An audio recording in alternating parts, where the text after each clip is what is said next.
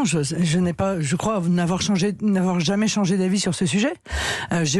J'ai toujours été contre le pass sanitaire. J'ai voté contre le pass sanitaire à l'Assemblée nationale, et à chaque fois qu'on m'a interrogé sur ce sujet, j'ai exprimé le fait que cette mesure m'apparaissait disproportionnée. Cette mesure et toutes celles qui en sont les conséquences aussi, c'est-à-dire l'interdiction d'exercer pour les soignants qui ne seraient pas vaccinés. On se retrouve aujourd'hui dans une situation insensée, où d'ailleurs en Outre-mer, on finit par ne pas appliquer cette décision parce qu'on voit bien que elle est inapplicable. Elle vise à priver de médecins, à priver de personnel soignant on entend votre des opposition, territoires entiers, et donc à nuire à la santé des Français. Lors du premier vote sur le pass sanitaire en mai dernier, pas un député Rassemblement National était présent pour s'offusquer, comme vous le faites ce matin avec beaucoup de vivacité, de cette atteinte intolérable à la liberté. Non, c'est faux. Nous avons encore une fois voté contre le pass sanitaire. Lors du premier vote, il n'y a pas de discussion. Rassemblement National. Il n'y a pas de discussion là-dessus. Non, oui, peut-être un vote arrivé à 5h du matin, comme d'habitude, comme le gouvernement. Du matin, comme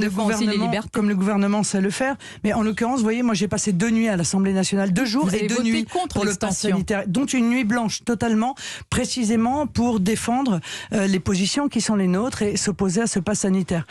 J'ai fait mon travail de député, j'ai fait mon travail de responsable politique. Je dis que lors du premier vote, il n'y avait pas un député à Rassemblement National, mais contre l'extension, vous étiez présente, vous l'avez rappelé. Mais pas lors du premier vote. Oui, madame, je vous dis, ça a dû arriver à 4h du matin. Ce sont des choses qui arrivent. Nous ne sommes que 5 ou 6. Nous sommes que 6. Hein. Voilà, je tiens à le rappeler. Et ça rejoint, si vous pouvez, si vous le permettez, ma première intervention sur la nécessité de la proportionnelle et la nécessité que, à l'Assemblée nationale, un mouvement comme le Rassemblement national, qui est le premier mouvement en France, puisse avoir une représentativité nécessaire pour pouvoir être présent 24 heures sur 24 sur l'intégralité des textes.